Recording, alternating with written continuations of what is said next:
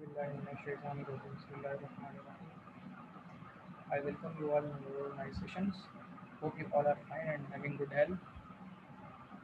We start today's session with the recitation of Holy Quran.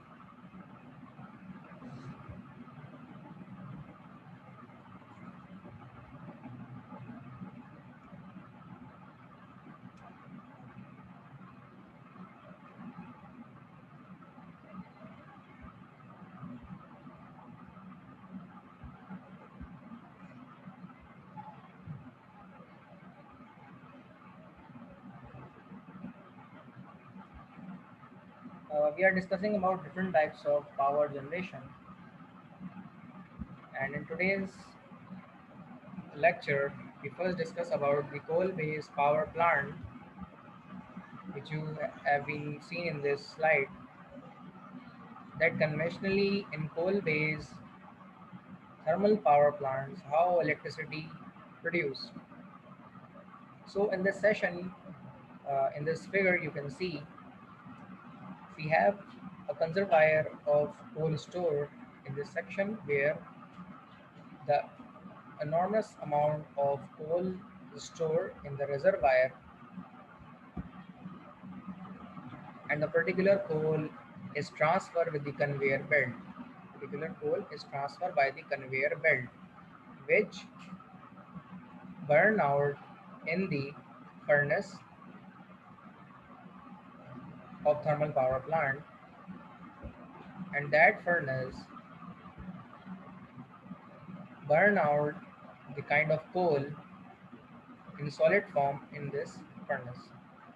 Furnace burn out this coal and produce heat energy and temperature in sense of produce heat. That particular heat can convert the water which is flow in these pipes and convert it into steam. The particular water is supplied by the condenser which continuously provide the water by the pumps in the storage tank and further provided by the pipes. These are the steel of pipes which filled and immersed by the D2O. Heavy water of D2O convert the particular water into steam.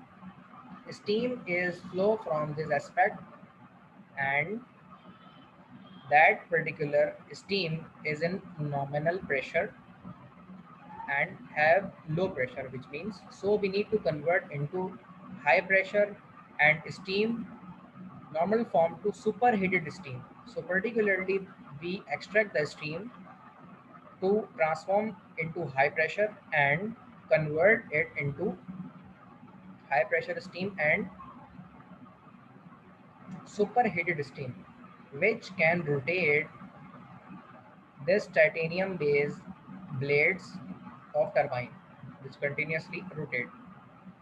It converts the particular steam energy into mechanical energy, which is coupled with the generator. The generator convert that mechanical energy into electrical energy and provided that electricity to the transformer. Transformer transform that particular electricity from one voltage level to another voltage level of power, that through the transmission line. This is all about the coal-based thermal power plant from starting to ending. There are two things are left which I have to discuss here.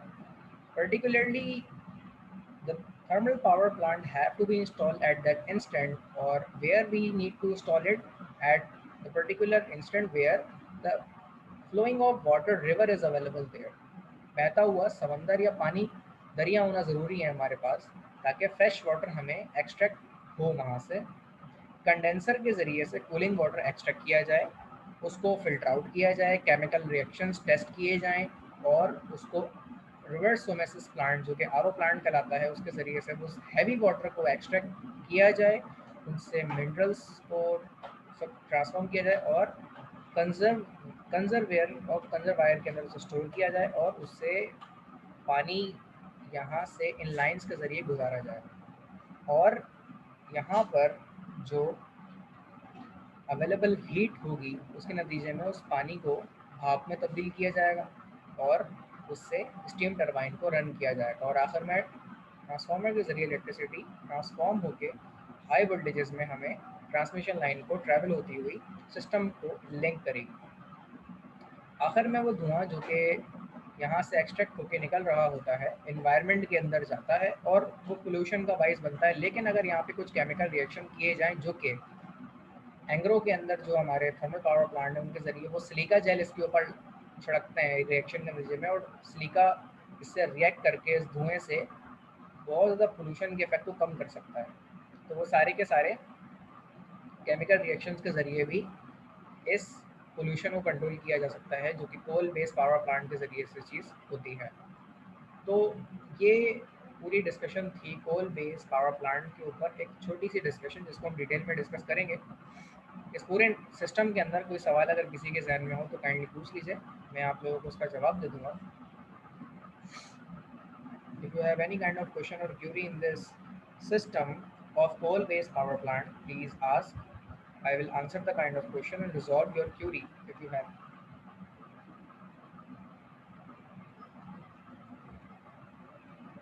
This lecture I already shared with you guys in our today's in our WhatsApp group.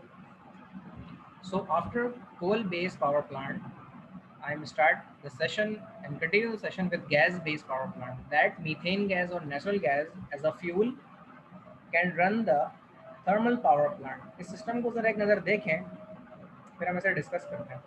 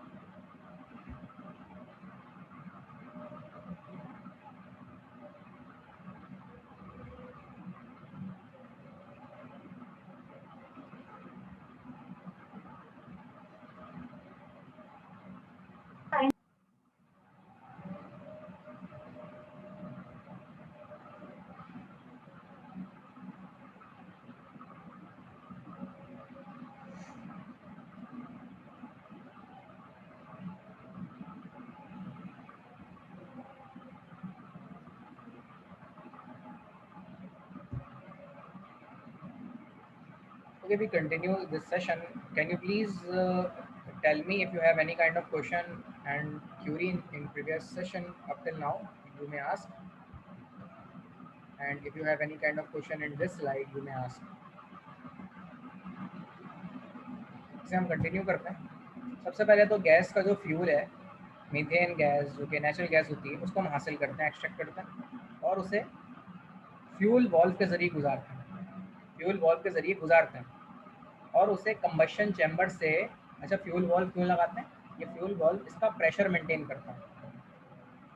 यहाँ से गुजरती है आपकी gas pressurise, क्योंकि आपको जो मिल रही होती है उसका गेज ज़्यादा होता है, प्रेशर कम होता है, तो फिर उसको एक नॉर्मल गेज और एक पर्टिकुलर वॉल्व के ज़रिए प्रेशराइज गैस में ट्रांसफॉर्म किया जाता है और कंबशन चैम्बर के अंदर से गुजारते हुए उसे गैस टरबाइन के अंदर गुजारा जाता है। तो ये बताएगा यहाँ पे कंप्रेसर क्यों लगा हुआ है?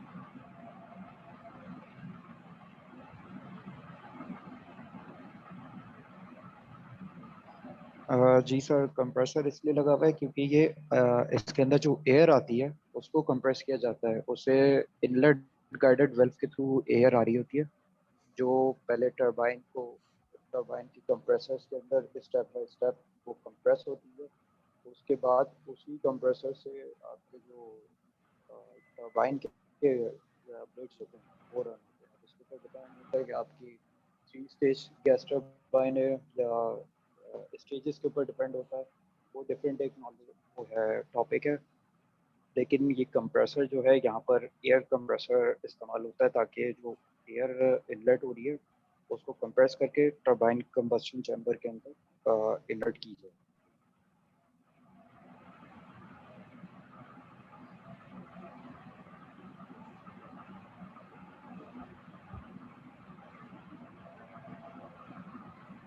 जी जनाब, बिल्कुल आप सही कह रहे थे।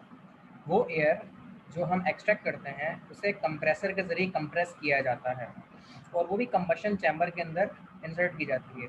असल में ये मिक्सचर होता है फ्यूल ऑफ नेचुरल गैस और एयर का, जो कि आपस में मिक्स होती है और गैस चैम्बर के अंदर जाती है, I mean sorry, combustion chamber के अंदर जाती हैं एयर कंप्रेसर के ज़रिए और फ्यूल के ज़रिए। अच्छा, यहाँ एक सवाल ये उठता है, क्या फ्यूल इतना बर्न आउट नहीं हो सकता तो ये कंबशन चैम्बर में कि यहाँ पर आपको प्रोवाइड कर दे गैस? क्यों हमें एयर की ज़रूरत पड़ती है? सर क्वेश्चन रिपीट करें। क्वेश्चन ये है जनाब। कंबशन चैम्बर पर जी जी एयर टाइट की वजह से सर ऑक्सीजन की ज़रूरत होती है। जी जनाब, असल में होता ये है, हम डायरेक्टली फ्यूल को लेके कंबस्ट करके यहाँ से गैस हासिल कर सकते हैं, कोई मसला भी नहीं है इसके अंदर। लेकिन सारा मसला ये होता है कि हमें फ्यूल बहुत ज़्यादा इस्तेमाल करना पड़ जाएगा। तो 60-40 का रेशो या 50-50 का रेशो रखा जाता है कि जब एयर मिक्स की जाती है इस फ्यूल के साथ, तो इस मिक्सचर के नतीजे में फ्यूल आपका 60 to 40% कम खर्च होता है एयर कंप्रेसर के ज़रिए से, जिसकी वजह से आपके फ्यूल की इस पूरे सिस्टम में जो कॉस्ट है वो कम हो जाती है। वरना एयर कंप्रेसर अगर आप हासिल ना करें, इस्तेमाल ना करें, तो आपको वही 40 to 60% फ्यूल इस्तेमाल ज़्यादा करना पड़ेगा बगैर एयर कंप्रेसर के। इसीलिए एयर कंप्रेसर लगाया जाता है, वो प्रेशराइज करने के लिए और फ्यूल की जो कैपेसिटी है उसको 40% से 50% रिड्यूस करने के लिए। इस मकसद के नतीजे में आप एयर कंप्रेसर को इस्तेमाल करते हैं। साथ ही साथ जब आपको गैस टरबाइन यहाँ पे आपकी रन होने लग जाती है, इसमें भी एक चीज़ मैं बताता चलूँ कि आपकी डायरेक्टली गैस यहाँ पे नहीं आती, बल्कि इन कंबशन चैम्बर के अंदर जो आप फ्यूल और एयर को आपस में मिक्स करके कंबस्ट करते हैं, जलाते हैं, तो आपके यहाँ पर स्टील के पाइप्स होते हैं जिनमें D2O हैवी वाटर भरा हुआ होता है। उस पानी को कन्वर्ट किया जाता है स्टीम के अंदर।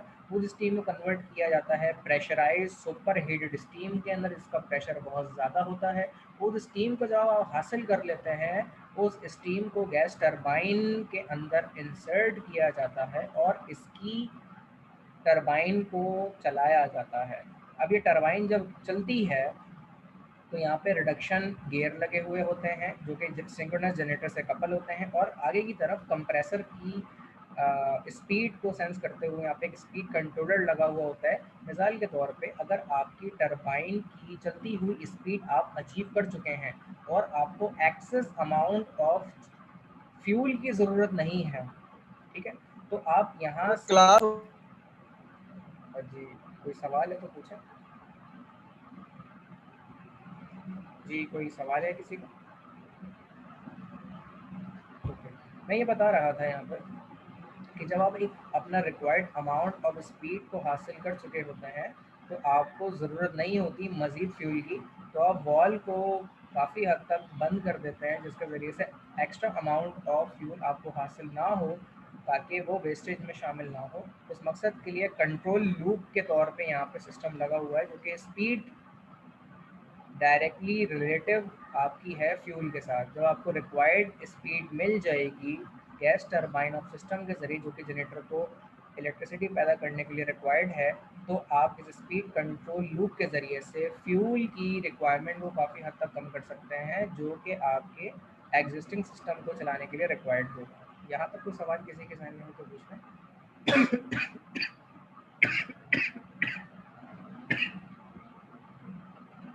जनाब, कोई सवाल यहाँ तक किसी का है तो पूछ लें।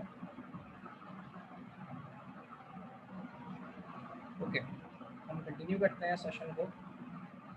फर्दर हमारे जो इनॉर्मेटिव गैसेस और जो हमारे एग्जॉस्ट एमिशन होती है वो इस ब्लॉक के अंदर दिखाया गया, जिसको हम चिमनी के ज़रिए निकालते हैं। ऊपर ये देखें, चिमनी के ज़रिए से ये एग्जॉस्टिंग होती है, जो कि इसका वेस्टेज भी कहलाती है। तो यहाँ हम वो काम चिमनी के ज़रिए करते हैं और एयर में वो पोल्यूशन इमर्स करते हैं केमिकल रिएक्शन के साथ, ताकि एनवायरनमेंट को काफ़ी हद तक नुकसान कम पहुँचाया जा सके।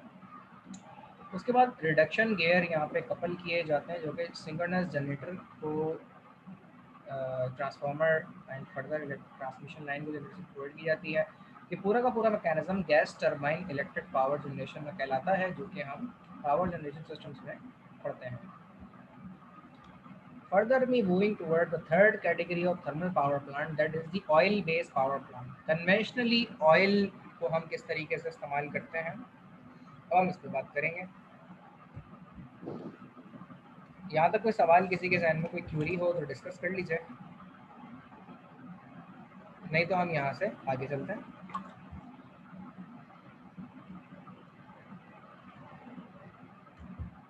तो जनाब, इसमें होता ये है कि आप ऑयल को हासिल करते हैं बैरल की सूरत में, जो कि आपका खाम तेल होता है, ठीक है, फर्नेस ऑयल। उस तेल को, जो हैवी ऑयल कहलाता है, इसको आप बर्न आउट करते हैं, जलाते हैं। तो उसकी एक फर्नेस होती है, ठीक है, ऑयल फर्नेस। उसके अंदर आप इस फर्नेस ऑयल को जलाते हैं। जब ये ऑयल जलता है, फ्यूल ऑफ द ऑयल जलता है, तो उसके नतीजे में इसके पानी के पाइप्स गुजर रहे होते हैं इस तरीके से, कंडेंसर के ज़रिए से। जो कंडेंस वाटर होता है वो यहाँ से होते हुए सप्लाई हो रहा होता है लाइंस के ज़रिए।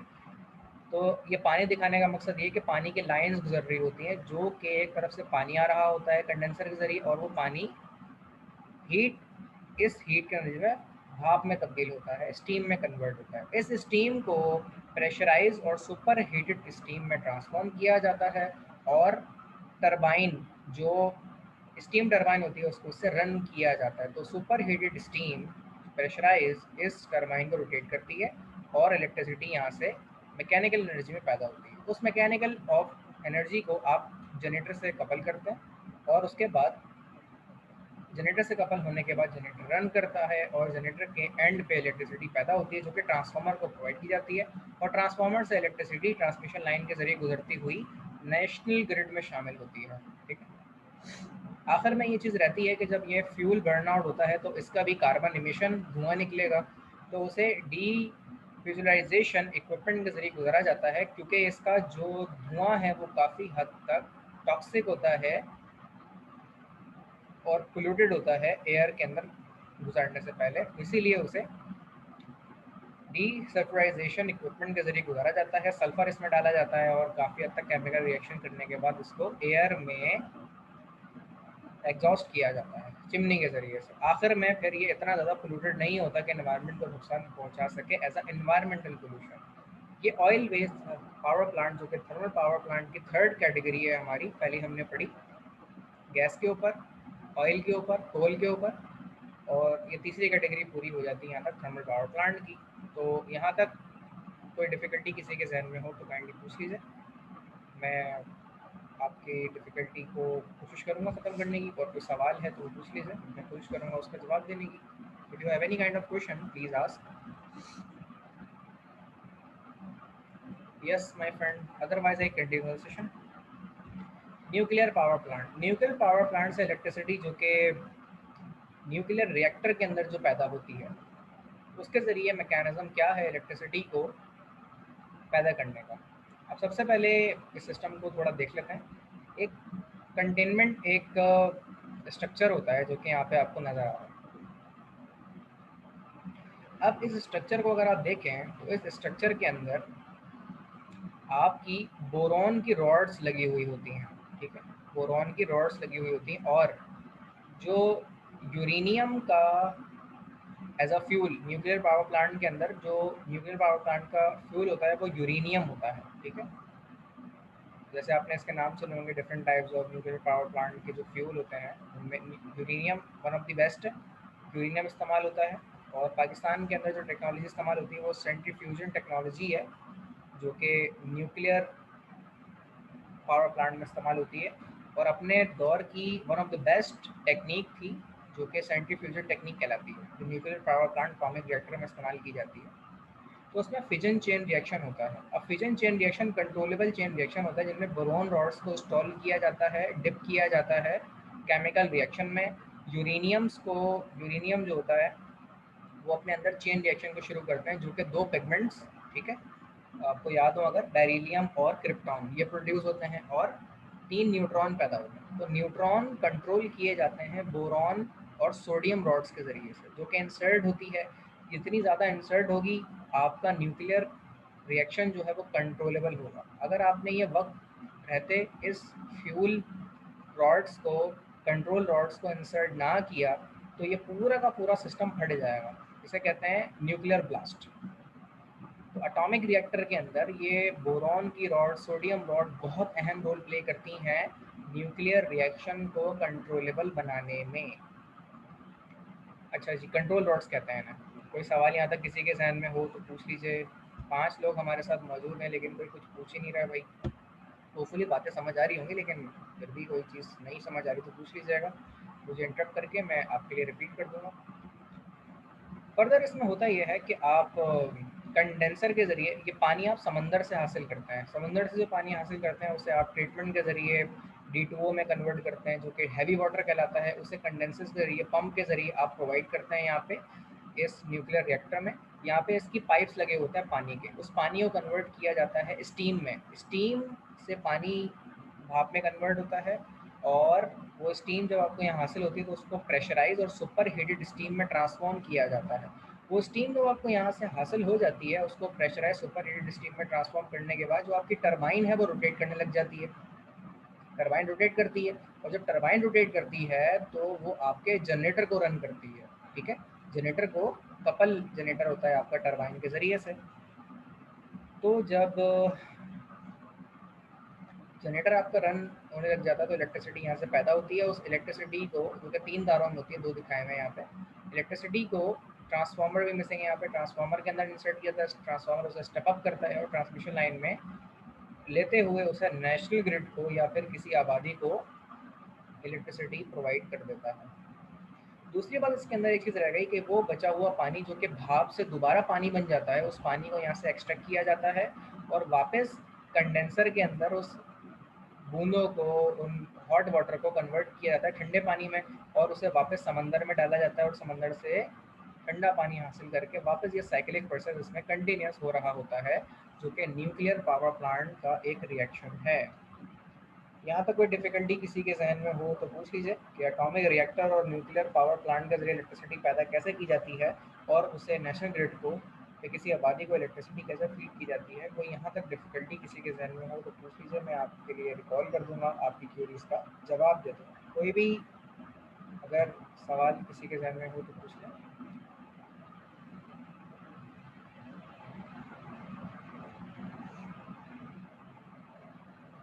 ओके, कंट्रोल रोड का दोबारा बता दें किस मेटल्स की होती है? अच्छा जी, कंट्रोल रॉड्स का क्या होता है? असल में होता ये है कि ये पूरा एक चैम्बर होता है जिसे कहते हैं न्यूक्लियर रिएक्टर। न्यूक्लियर रिएक्टर होता है। न्यूक्लियर रिएक्टर में एक हम करते ही हैं कि इसको एक केमिकल रिएक्शन करते हैं, उसे कहते हैं फिजन चेन रिएक्शन।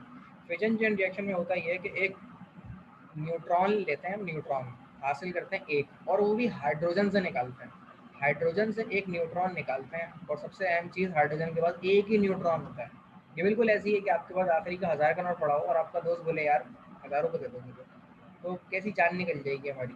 तो हाइड्रोजन अपना एक न्यूट्रॉन देता है और वो न्यूट्रॉन जो आप हाइड्रोजन से एक्सट्रैक्ट करते हैं वो बहुत हैवी ड्यूटी, जिसे आप उस सेंस में कहते हैं अनस्टेबल हो गया, और एक नाम होता है उसका ड्यूट्रियम ट्राइटियम और प्रोटियम ड्यूट्रियम ट्राइटियम, या आइसोटोप्स होते हैं हाइड्रोजन के। ये केमिस्ट्री में पढ़े होंगे आपने, आइसोटोप्स जो होते हैं।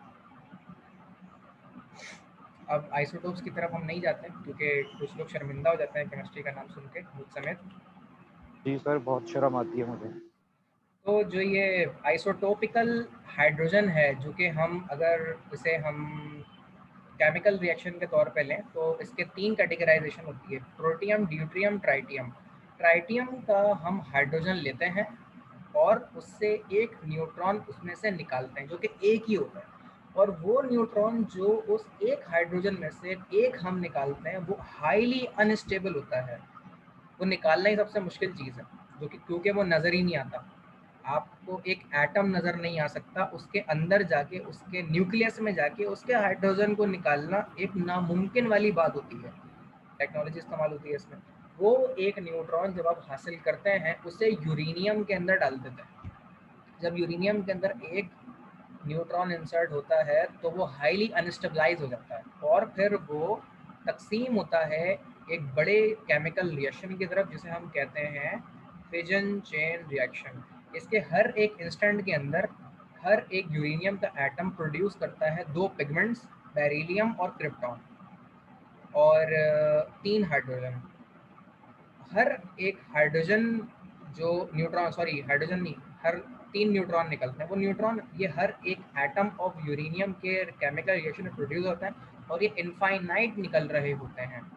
बैरियम क्रिप्टॉन को बाय प्रोडक्ट फ्रेगमेंट्स के तौर पे इस्तेमाल कर सकते हैं, दीगर केमिकल रिएक्शंस, फर्टिलाइजर और दीगर चीज़ें, पिगमेंट्स, पेंट बनाने में इस्तेमाल कर सकते हैं। लेकिन यूरेनियम के साथ साथ जो एक हीट पैदा हो रही होती है और जो न्यूट्रॉन्स पैदा हो रहे होते हैं, ये न्यूट्रॉन्स बाइस बनते हैं further chemical reaction, chain reaction बनाने में। इन न्यूट्रॉन्स को अगर कंट्रोल ना किया गया तो ये पूरा एटॉमिक रिएक्टर जो आपका होता है ये फट जाता है, और जब ये फटता है तो पूरे शहर को तबाह कर देता है, ये जो जापान में अक्सर हो जाता है। लेकिन जापान की इकोनॉमी इतनी स्ट्रांग है कि वो इसके ऊपर भी काबू पा लेती है, क्योंकि वहाँ जलजले बहुत ज़्यादा आते हैं। तो एटॉमिक रिएक्टर जब ये फट जाए तो बहुत बड़ा एक नुकसान है। उसको बचाने के लिए कंट्रोल रॉड्स डाली जाती हैं। ये कंट्रोल रॉड्स जो न्यूट्रॉन पैदा हो रहे हैं केमिकल रिएक्शन में यूरेनियम के अंदर से, उसे कंट्रोल करते हैं। और जैसे ही न्यूट्रॉन कंट्रोल होते हैं तो इसकी हीट भी कम हो जाती है, इसके न्यूट्रॉन कम हो जाते हैं, तो ये कंट्रोलेबल रिएक्शन बन जाता है। तो कंट्रोल रॉड्स का ये काम होता है कि ये न्यूट्रॉन को अपने अंदर एब्जॉर्ब कर लेती है और केमिकल रिएक्शन को बढ़ने नहीं देती और हीट को बढ़ने नहीं देती। तो उस मकसद के लिए आपका रिएक्शन रुक जाता है, स्लो हो जाता है, और उसके नतीजे में आपका पानी से भाप बन रहा होता है और कोई चीज़ चल रही होती है। यहाँ तक कोई सवाल किसी के जहन में मजीद है, कोई क्यूरी है इस सिस्टम से रिलेटेड या प्रीवियस सिस्टम से रिलेटेड जो हमने ये और ये पढ़ेंगे? फर्दर कोई सवाल किसी के जहन में हो तो पूछ लें, मैं आपको इन सवालों का जवाब दे दूँगा, आपकी क्यूरीज को एंटरटेन कर लूँगा। और कोई डिफ़िकल्टी नहीं है तो हम आगे चलते हैं। हाइड्रो आगे इलेक्ट्रिक चलें सर। पावर प्लांट, ये तकरीबन सबका फेवरेट है, डैम के ज़रिए बिजली पैदा करना। और कुछ हमारे नासमझ से लोग हैं जो कि इसको प्रेफर नहीं करते कि हमारा जो एरीगेशन सिस्टम है, दरियाई निज़ाम और नहरी निज़ाम है, वो इससे मुतासर होता है। तो ऐसा नहीं है, डैम बनने चाहिए और बहुत ज़्यादा बनने चाहिए, क्योंकि डैम से जो बिजली आपकी वन टाइम इन्वेस्टमेंट कहलाती है। ये एक मरतबा डैम बना दिया आपने तो फिर आपको ज़रूरत नहीं पड़ती महंगी बिजली बनाने में।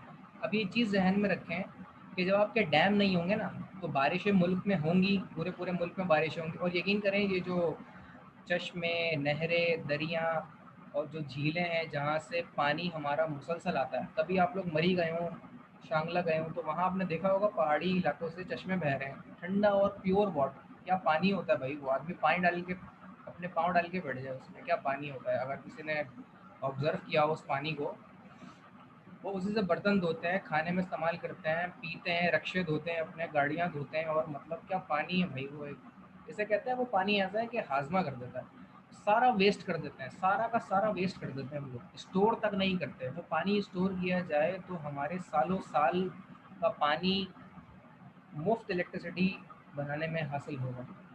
तो डैम को जो लोग बनने नहीं देते वो मुल्क से दुश्मनी कर रहे होते हैं। डैम होने चाहिए। चाइना में इतने डैम है, इतने डैम है, चाइना के हर किलोमीटर के ऊपर एक डैम है। हर किलोमीटर का मतलब ये नहीं है कि मतलब पूरा डैम ही चाइना चाइना पूरे डैमों से भरा हुआ है। मकसद ये है कि वो इलाके जो कि पहाड़ी सिलसिले हैं चाइना के, जहाँ से झीलें, चश्मे, दरिया और ये नहरें जहाँ से बह रही होती हैं, उनके एरीगेशन सिस्टम के अंदर जो उन्हें रिजर्वायर लगाए हुए हैं, पानी अच्छा खासा स्टोर करते हैं। उसके बाद जब यहाँ से पानी वापस निकलता है तो उसे फिर एक रिजर्वायर में स्टोर करते हैं और फिर आगे यही साइकिलिक प्रोसेस 5, 6, 10, 50 जगह पर रिपीट हो रहा होता है। एक चीज़ सर्च आउट करिएगा आप लोग, थ्री गॉर्जेस डैम, चाइना का सबसे बड़ा dam, three gorges dam. Capacity कितनी है इसकी?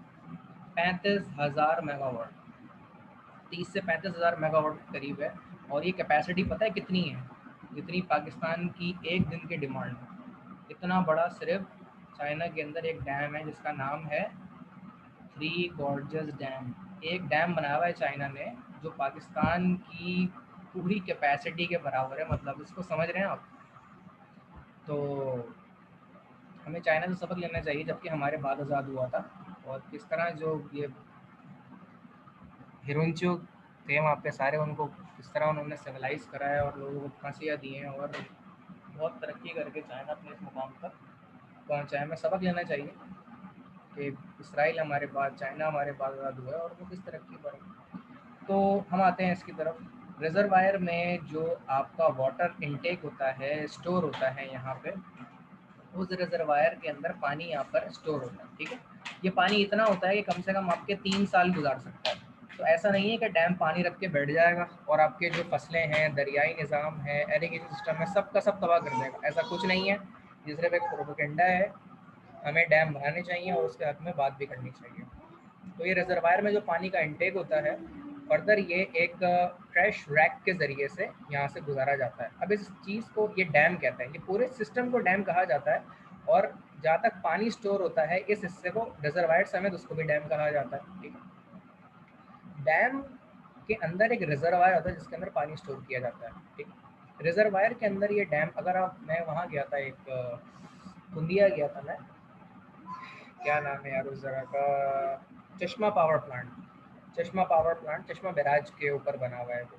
तो इतना बड़ा, मतलब वो उनका समंदर है समझ लें, या उसका दरियाई निज़ाम है जहाँ पे ये चश्मा पावर प्लांट लगा हुआ है। चश्मा यूनिट 1, यूनिट 2, यूनिट 3 वहाँ पे लगा हुआ है। और न्यूक्लियर पावर प्लांट भी है, सबसे अहम चीज़ ये, वहाँ पे डैम तो है ही है, लेकिन वो न्यूक्लियर पावर प्लांट से इलेक्ट्रिसिटी भी पैदा कर रहे हैं भाई, और पूरा फौज के अंडर है। अच्छी खासी एक electro technical commission, electro atomic energy commission के अंडर आता है वो, और फौज की सिक्योरिटी के अंडर सुपरविजन है वो। इसके ये जो हिस्से हैं इसके, उसके 52 गेट हैं, 52 गेट, और हर गेट 22 फुट बाय 22 फुट का है। तो ये इतना बड़ा एरिया था, समझ रहे हैं, इसके 52 गेट। तो वो उसकी चौड़ाई कितनी बड़ी होगी ये सोचें।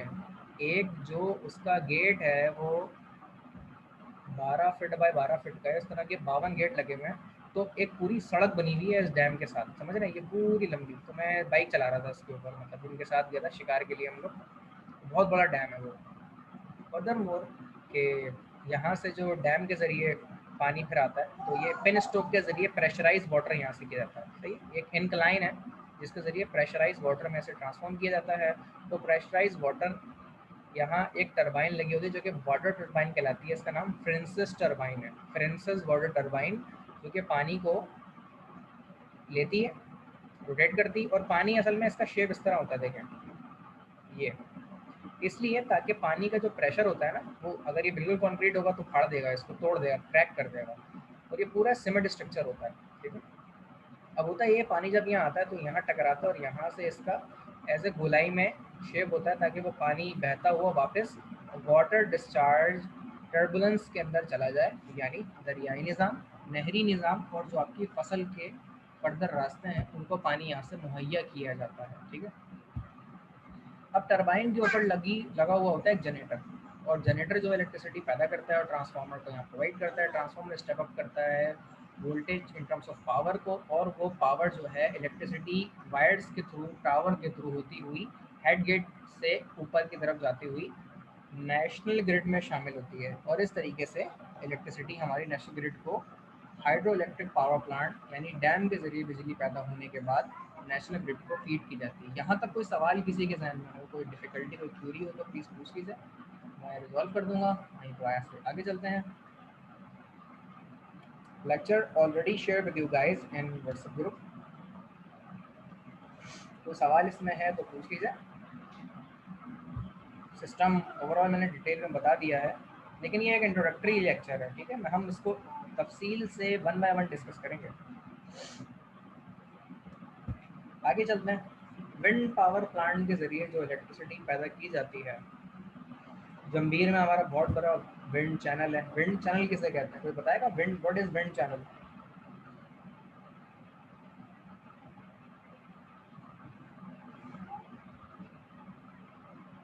What is wind channel? जी जनाब।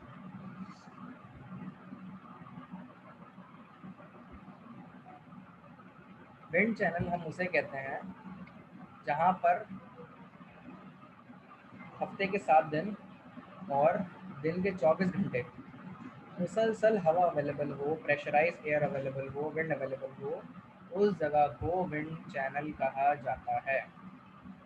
तो विंड चैनल तलाश किया जाता है सबसे पहले तो wind turbine, wind power plant install करने के लिए, विंड नेटवर्क इंस्टॉल करने के लिए, जो कि जंबीर में है हमारे पास, सिंध में। तो वहाँ से आप विंड हासिल करते हैं और ये जो रोटर ऑफ टरबाइन ब्लेड्स हैं विंड टरबाइन की रोटेट करती हैं। ये कपल की जाती हैं फर्दर गियर बॉक्स के ज़रिए, और गियर बॉक्स फर्दर कपल होता है नसल के ज़रिए। ये आपका इंडक्शन जनरेटर होता है। इलेक्ट्रिसिटी जो यहाँ से ब्लेड के रोटेशन के नतीजे में जो गियर बॉक्स से होती हुई यहाँ मिलती है वो डीसी होती है, और देन हम उसे इंडक्शन जनरेटर से डीसी को एसी में कन्वर्ट करते हैं। एसी इलेक्ट्रिसिटी जो विंड टरबाइन में यहाँ पे हासिल होती है उसे वायर्स के ज़रिए से हम हासिल करते हुए ट्रांसफार्मर को प्रोवाइड करते हैं, और ट्रांसफार्मर से होती हुई स्विच यार्ड और नेशनल ग्रिड को पहुंचाई जाती है। तो विंड टरबाइन में सबसे अहम चीज़ जो है वो 3 है।